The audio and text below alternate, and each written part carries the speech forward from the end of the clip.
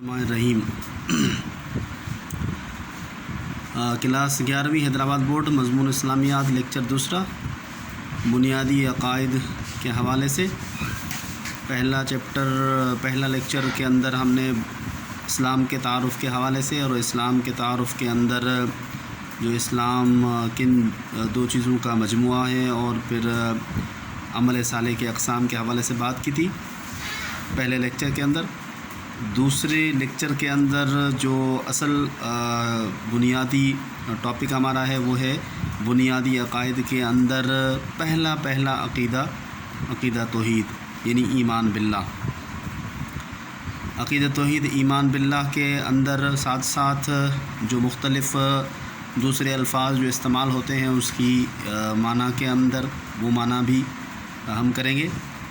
तो अक़ीदा तौहीद यानी ईमान बिल्लाह, उसके साथ साथ इस्लाम की माना भी ज़हन नशीन कर लें। पहले भी हमने उसके ज़िक्र किया था। इस्लाम की माना है हुक्म मानना, इताअत करना, किसी के सामने अपनी गर्दन को झुकाना। और उसके बाद तीसरी चीज़ है ईमान की माना। ईमान की माना है यकीन रखना। ईमान की माना है यकीन रखना। और तीसरे नंबर पे है अक़ीदे की माना। अक़ीदे की लफ्ज़ी माना है गिरह बांधना। इस्तिलाही तौर पर किसी भी चीज़ के बारे में पुख्तगी से पुख्ता अक़ीदा रखना, पुख्ता ईमान रखना इस्तिलाही तारीफ़ है और लफ्ज़ी माना है गिरह बांधना। तो ये जो है इब्तदाई चीज़ थी। इस्लाम की माना जिसमें आ गई और ईमान की माना आ गई और अक़ीदे की माना आ गई। और फिर इसी के अंदर कुरान मजीद के अंदर अगर हम देखेंगे तो कुरान मजीद ने अक़ीदे के बजाय ईमान का लफ्ज़ इस्तेमाल किया है। कहीं पे भी अक़ीदे का लफ्ज़ इस्तेमाल नहीं हुआ है बल्कि ईमान का जगह जगह पर लफ्ज़ इस्तेमाल हुआ है। आमिनू बिल्लाहि व रसूलिही लैसल बिर्र अन तुवल्लू वुजूहकुम क़िबल मशरिक़ि वलाकिन्नल बिर्र मन आमन बिल्लाहि वल यौमिल आखिर। तो जगह जगह पर अगर देखेंगे तो ईमान का लफ्ज़ है आमिनू बिल्लाहि व रसूली, ईमान लाओ अल्लाह पर उसके रसूलों पर। तो अक़ीदे का लफ्ज़ इस्तेमाल नहीं हुआ। इसका मतलब ये है कि अक़ीदे के मुकाबले में जो ईमान का लफ्ज़ है उसके अंदर उसकी माना और माना की गहराई ज़्यादा है। इसी लिहाज से अल्लाह ताला ने कुरान मजीद के अंदर भी ईमान का लफ्ज़ इस्तेमाल किया है। उसके बाद है अक़ीदा तौहीद के हवाले से। अक़ीदा तौहीद यानी सबसे पहली चीज़ अक़ीदा तौहीद और उसकी अहमियत। अक़ीदा तौहीद और उसकी अहमियत के हवाले से सबसे पहली चीज़ तौहीद की लफ्ज़ी माना और उसकी इस्तिलाही माना है। तौहीद की लफ्ज़ी माना क्या है? तौहीद की लफ्ज़ी माना है कि एक को मानना, एक को मानना। लफ्ज़ी माना है एक को मानना। तौहीद वहदत से निकला है, वहदा अकेले को कहते हैं। तो किसी एक को मानना, एक की बारे में यकीन रखना। और इस्तिलाही माना ये है कि इस दुनिया और कायनात के पैदा करने वाले को एक मानना, उसी को बेमिसाल समझना, मानना और उसी को इबादत के लायक समझना। ये है अक़ीदा तौहीद कि इस दुनिया और कायनात को पैदा करने वाले को एक मानना, उसी को बेमिसाल मानना और उसी को इबादत के लायक समझना। यानी अल्लाह ताला की ज़ात को ही इस दुनिया और कायनात का पैदा करने वाला मानना और उसी को बेमिसाल समझना और उसी को इबादत के लायक समझना। तो ये है तौहीद की तारीफ़ आ गई। तौहीद के हवाले से उसकी लफ्ज़ी माना भी आ गई और उसकी इस्तिलाही माना भी आ गई। उसके बाद है तौहीद के अंदर, तौहीद के बाद है वजूद बारी ताला। वजूद बारी ताला यानी अल्लाह ताला का वजूद। अब अल्लाह ताला की ज़ात के हवाले से कि ज़ात बारी ताला, अल्लाह ताला का वजूद मौजूद है और उसका वजूद मौजूद होना किस लिहाज से है, कैसे है। तो बात यह है कि अल्लाह ताला के वजूद और मौजूद होने में कोई भी इंसान, अक्लमंद इंसान जो है शुबा नहीं कर सकता। यानी हर इंसान जो है इस बात पे यकीन रखता है कि अल्लाह ताला की ज़ात जो है वो मौजूद है और उसका वजूद है। हाँ, ये वजूद ऐसा है कि ये वजूद किसी एक मादे की शक्ल में नहीं है कि जो इंसान उसको देख सके। ये बग़ैर मादे की शक्ल के है कि यानी कोई ऐसी चीज़ नहीं है अल्लाह ताला की ज़ात कि जिसको देखा जा सके और जिसको छुआ जा सके। तो ऐसी ज़ात नहीं है, उसका वजूद ऐसा नहीं है। بلکہ اس کا وجود جو ہے موجود تو ہے مگر وہ ان تمام چیزوں سے بالا تر ہے۔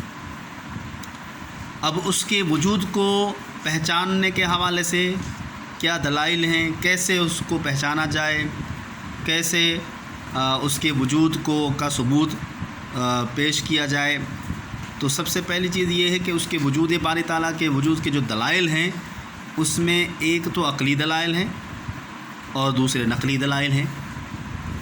عقلی دلائل کا مطلب یہ ہے کہ عقلی دلائل یعنی عقلی دلائل کے اندر کائنات کی تخلیق ہے، اور کائنات کی تخلیق کے ساتھ ساتھ جتنے بھی جو دوسری تخلیقات ہے کائنات کے اندر، جس میں بڑے بڑے سیارے ہیں، سورج کا ہونا، چاند کا ہونا، اور رات اور دن کا تبدیلی کا ہونا، اور پھر ہر چھوٹے سے چھوٹی چیز کا بننا اور بنانے والے کی طرف دیکھنا۔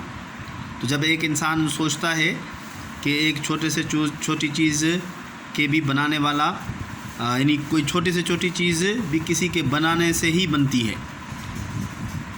یعنی کسی نہ کہیں وہ کارخانے میں بنتی ہے، تو یہی چیز انسان کو اسی طرح راغب کرتی ہے کہ اتنی بڑی کائنات جو ہے وہ کسی نے تو اس کو بنایا ہوگا، کوئی تو اس کو بنانے والا ہوگا، کسی نے تو اس کو بنایا ہوگا۔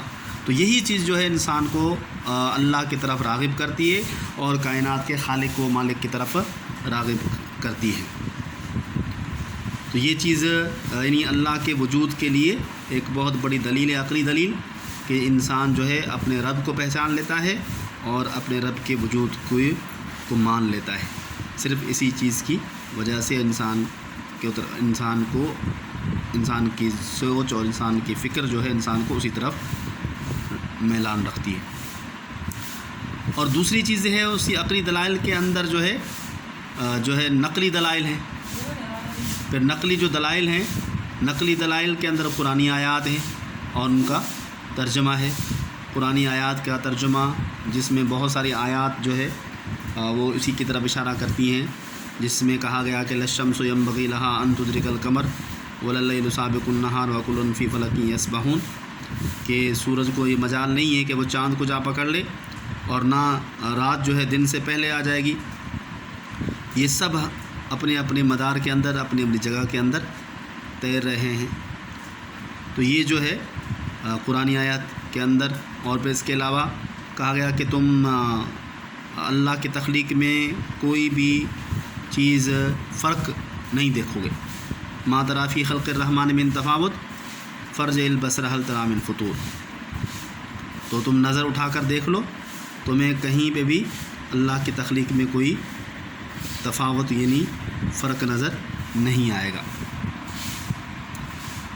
تو یہ کیا ہے؟ یہ ان آیات کے اندر یعنی قرآنی آیات، پھر اس کے علاوہ بہت ساری آیات وَإِلَٰهُكُمْ إِلَٰهٌ وَاحِدٌ، اس میں انسان کو اسی کی طرف کہا گیا کہ تمہارا معبود صرف ایک ہی ہے۔ تو تمہارا معبود صرف ایک ہونا، وَإِلَٰهُكُمْ إِلَٰهٌ وَاحِدٌ، معبود ایک ہی ہے، نہیں عبادت اسی کی جائے۔ تو اس طرح کی بہت ساری آیات جس میں قرآنی یعنی نقلی جو دلائل ہیں، آیات ہیں قرآن کی طرف سے، اللہ تعالیٰ نے وہ قرآن مجید کے اندر یہ بات واضح کر دی کہ اس پوری کائنات کا خالق و مالک ایک ہی ہے، اور وہی اس پوری کائنات کو چلانے والا ہے۔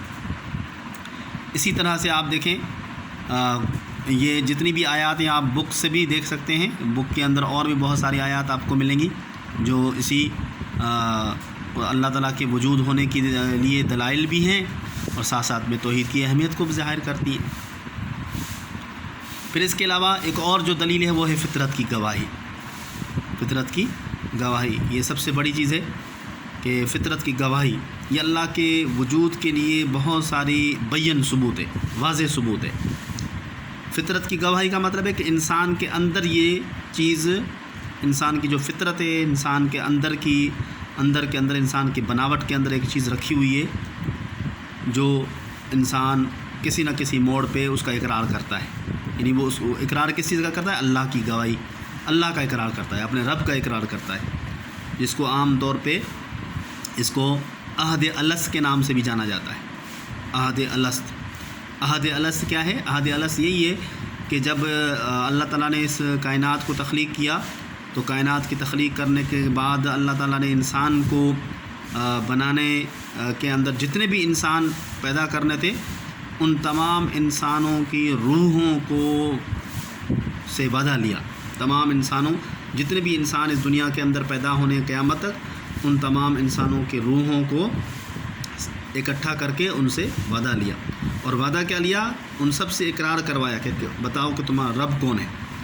تو سب نے گواہی دی کہ تم ہی ہمارے رب ہو، تم ہی ہمارے معبود ہو. تو یہ سب نے اقرار کیا کہ تم ہی ہمارے معبود ہو، تم ہی ہمارے رب ہو. اس کا مطلب یہ کہ ہم عبادت کریں گے تو تمہاری کریں گے، پرستش کریں گے تو تمہاری کریں گے، اور عبادت کریں گے تو تمہاری کریں گے، مانگیں گے تو تم سے ہی مانگیں گے. تو یہ کیا ہے؟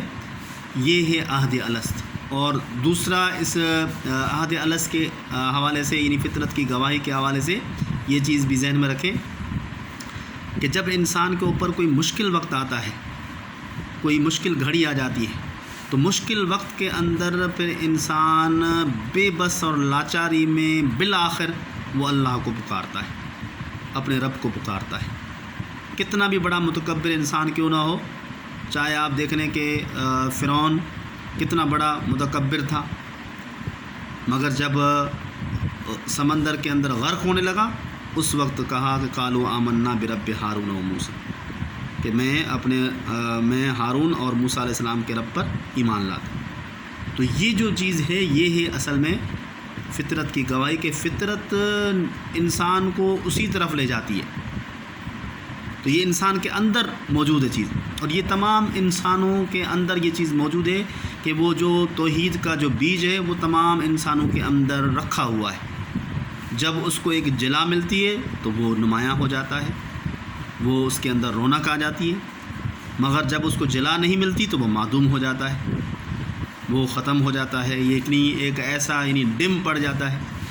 تو اسی چیز کی وجہ سے پھر اس کے سامنے بہت ساری ایسی چیزیں ہیں، نشانیاں ہیں جو جب سامنے آ جاتی ہیں تو وہ جو فطرت کا بیج اس کے اندر رکھا ہوتا ہے اس کو وہی جو چیزیں دنیا کے اندر ظاہر ہوتی ہیں ان چیزوں کے ظاہر ہونے کی وجہ سے اس کو آہستہ آہستہ جلا ملتی جاتی ہے، اور اس کی روشنی جو ہے وہ زیادہ ہوتی چلی جاتی ہے، جس کی وجہ سے وہ انسان بالآخر اللہ کو اپنے رب کو پہچان لیتا ہے اور اپنے رب کا اقرار کر لیتا ہے، اپنے رب کی اطاعت و بندگی کرنے لگتا ہے.